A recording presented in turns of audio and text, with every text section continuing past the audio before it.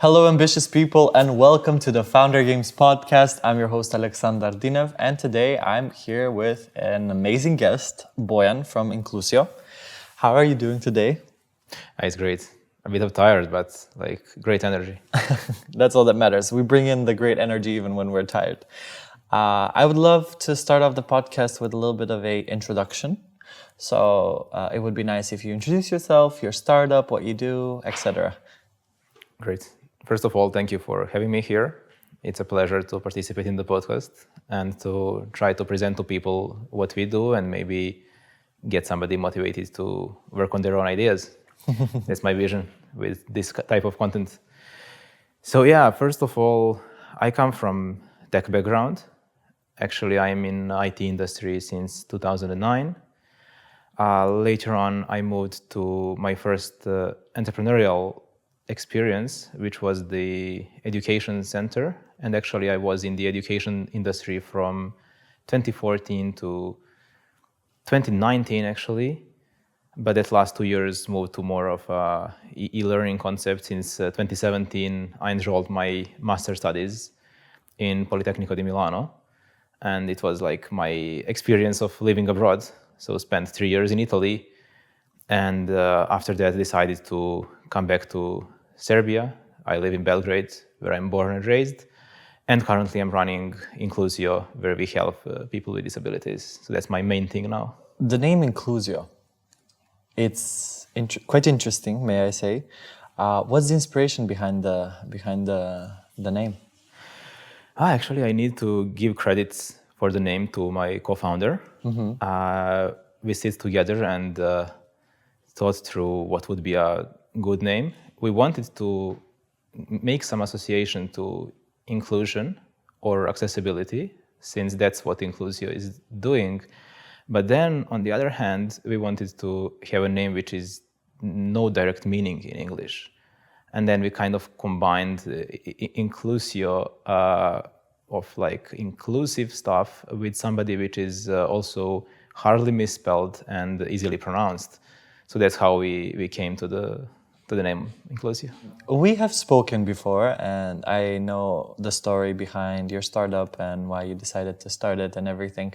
And I think it's a very inspiring story. I love how you took a twist of a negative situation and turned it into a startup that is helping other people with disabilities. And I think it would be a good story to share in front of our audience, and maybe someone will, get inspired and also know that there's a place that they can turn to have help. Yeah, sure. It's actually obvious that, all of us, we get different cards at the beginning of the game. And in my case, it was being born with a visual impairment. And since I'm visually impaired from a childhood, I actually learned the world that way, from that perspective. But then, when you grow up and you just realize a set of challenges that you have in your life, you can choose either a path to be maybe disappointed by your situation, or maybe to sit back and do pretty much nothing, try to survive, or you can choose an alternative way to try to change the world, first of all, for yourself, and then you realize you can change the world to a better place for millions of people living the same situation as you have. And actually, I chose that latter one, making me use my understanding of technology and my business mindset together, and realizing how actually we can make something feasible to help millions of people living with any type of disabilities to live much easier and more relaxed and more independent everyday life. And I just, coming to what we exactly solve with Inclusio, I would like to share one of many personal challenges that I faced, and that very much explains what is a situation when somebody tries to be independent with a condition like that. It's actually one situation happened when I was studying at Politecnico di Milano, so living in Milan. I was user of Banca Popolare di Sondrio. It's one of the banks in Italy, and that one was kind of secured with the double doors at the entrance, which is usual for banks. An additional level of security was that that doors wouldn't open automatically when you come to them. Actually, there was a little card reader next to them, so you was supposed to put your credit card on there, and then the doors would open for you. But I couldn't see that it existed, and I just expected the doors to open. And it was raining heavily. Actually, to be honest, I got wet to the skin until the moment when somebody finally realized me from inside. In that 10 minutes, I knocked on the door. I tried to get attention of employees, but nobody saw me. Probably due to the double doors, it couldn't even hear me. And like from the moment when they realized I was standing there for 10 minutes as their client, bank employees apologized and they wanted to help me. They provided with full assistance. But why I needed to face that barrier?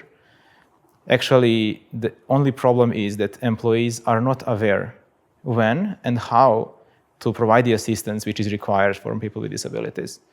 And here we are not talking only about blind or visually impaired. You can imagine people who are mute or deaf. Let's just imagine a hearing impairment and somebody just trying to communicate, not knowing that a person cannot hear them.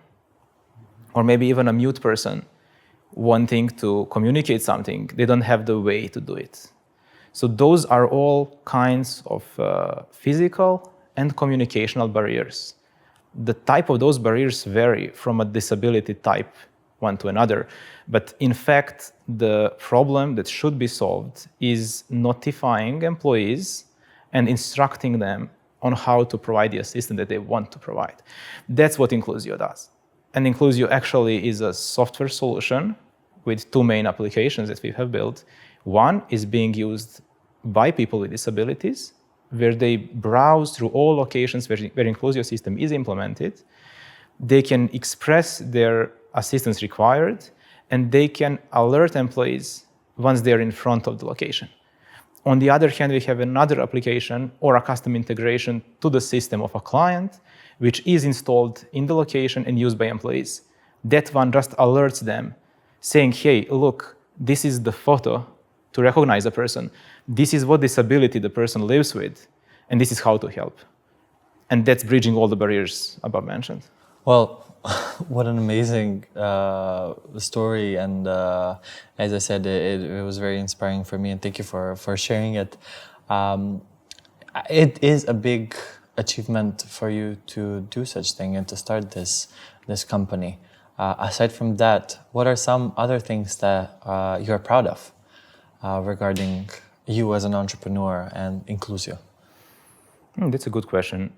Actually, I would say that I'm proud of the way how we differentiated us from the general category of social impact innovations.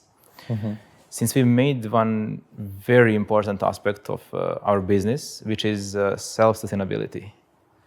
So we didn't build it to live from grant to grant or from donation to donation. And we still made it to be free forever for people with disabilities. And that is very important. Like our business model works in a way that our clients, which might be like, I mentioned banks, but it might be a grocery store chain, any retail, it might be the public sector as well. So they are paying us like on a monthly basis, something which is for them not a lot of money, but which is enough to fund the entire development and the running of the entire thing, the continuous improvement to ensure that we would be always cutting edge with the technology and maximize the impact, and to then provide everything which we are constantly building to people as an end user, people living with any type of disabilities without charging anything. So that's what I'm actually proud of, and currently we validated that in Serbian market, and definitely it would one day hopefully come to EU and US at least. Amazing, amazing. Can't wait for Inclusio to grow and reach different markets, because we know that it's necessary to have that type of business around for those who really need it, and also for, of course, the companies like supermarkets, banks, etc. I want to touch upon your team a little bit. How big is your team and what does it consist of as of now? Yeah, currently we are all based in Belgrade, Serbia, since part of our team is working remote. There are two of us as co-founders. Actually, I started Inclusio as a concept of accessibility as part of smart cities back in 2016, 2017. So many years ago, I did it as part of my bachelor degree and master degree thesis. But then 2021, I invited Rastko, who is a co-founder. So it's two of us now running Inclusio as co-founders. But besides that, we have 4 more people working in the team, which are responsible for tech, for growth, for operations. And also there is a person which acts as my executive assistant to especially provide efficiency to my everyday workload due to my visual impairment, which for some aspects could slow me down if I did everything on my own. What would you say, where do you see Inclusio in the next 3 years from now? Aside from reaching other markets such as USA, UK, etc., where do you see the company growing? There is a great potential for growth, not only geographically and market-wise. Actually, what we see Inclusio becoming in the time horizon of 3 or 3 to 5 years is a super app for people with disabilities. So now it is a place where you can be sure that you would independently access to on-site services, call the employees and get appropriate assistance. That's what Inclusio is today. In the future, what Inclusio will be is the place which would also help you with moving around the city, especially with public transport, which would help you with maybe buying stuff in accessible way, consuming any type of services as well, and actually leveraging the fact that we are built to be fully accessible. It's not the same when a company with well-established product says, okay, we need to be accessible. We need to implement accessibility features to our app. It's another level when you build a system which is designed to be used only by people with disabilities. Mm-hmm. Just one example of that is commands by physical buttons on your phone, volume buttons. All right. That's what we have in our app currently for browsing, and app is reading locations to you and calling the assistants. That way, in a fully accessible way, designed for any type of disabilities, Inclusio would provide any necessary service that you need as a person with disability as part of your everyday life. We all know that starting a company, especially a company like yours, comes with a lot of challenges and achievements along the way. But what would you say has been the biggest challenge as of now for you as a founder of Inclusio? It's all have to do with the growth dynamics. And we had many key points, key milestones when I look back to the past, when we just skipped to the next level. And one of those was getting the grant by Innovation Fund of Serbia, which is, by the way, co-funded by EU funds and Ministry of Innovation. And actually, it made us have 5 full-time employees for a 12-month period. It was actually 80K by them. And at that point, it was enough for us to have that team. And it's a 12-month program where you set your budget for it. Mm-hmm. You have some KPIs. You have the ability to grow, but you have a very hard deadline of what happens in 13th months of them. Mm-hmm. And my challenge was, okay, I'm now responsible not only for myself and not only for my users as a future potential, but I'm now responsible for 5 families actually, considering my employees, which I made to work and to share the passion with me. And I just wanted to ensure that I would be able to retain those amazing team with me. And that was the challenge, to be self-sustainable and achieve break-even point before you run out of that funds that you got as a support. Mm-hmm, mm-hmm. Yeah, you have so many people relying on you, and it's their job, and it adds additional pressure to the whole situation, definitely. And my last question would have to be, where can people find Inclusio? How can they reach out or find you guys? Do any social media platforms, an app? Yeah, actually, we invite both potential users, potential partners, and potential clients or even investors to find us. Depending on who looks for us, it's a different way of approaching. First reference would be our website, obviously. It's inclusio.rs at this point, so Inclusio with C. And then definitely our app is free of charge, available on App Store and Play Store. It's for our users. And what I would say, like if you are a person with disability or you know somebody who is, you can download the app today and help that person not only start using Inclusio at locations where it's already implemented, which is around 250 locations currently in the production, but also vote for future locations. That's a very important feature that we want to leverage in the community, growing the user base and making the pressure on future clients and public institutions, since we together vote where you want to see Inclusio, where would be the impact maximized. And then our role, using that data, is actually to talk to those potential partners, and that's about invitation of the partners. Whoever wants to be with their accessibility on the next level should come to us, and then we would match that with that recognized need by people with disabilities. And that's how we recognize where to go next.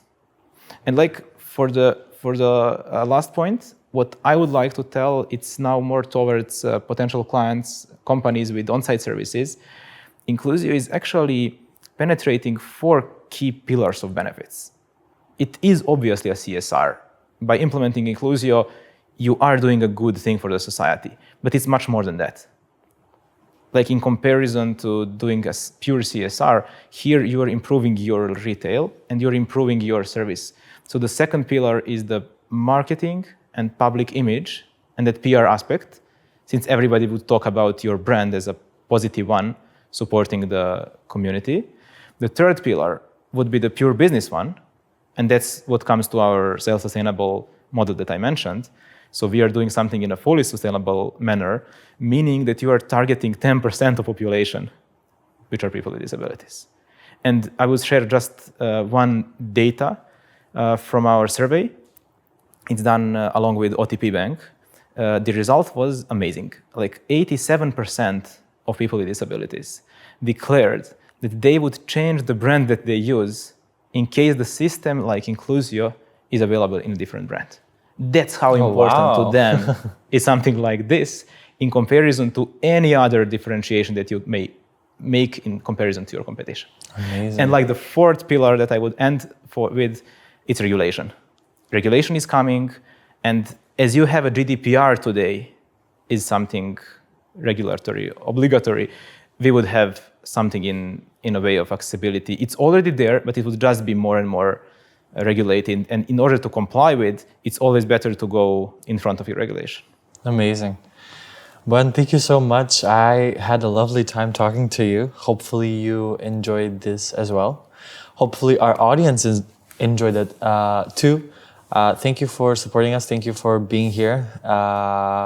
This was Bojan's story. This was his startup. And if you want to know more, go to Inclusio, check out the app, and we will see you in the next episode. Thank you. Bye-bye. Thank you very much. It was amazing.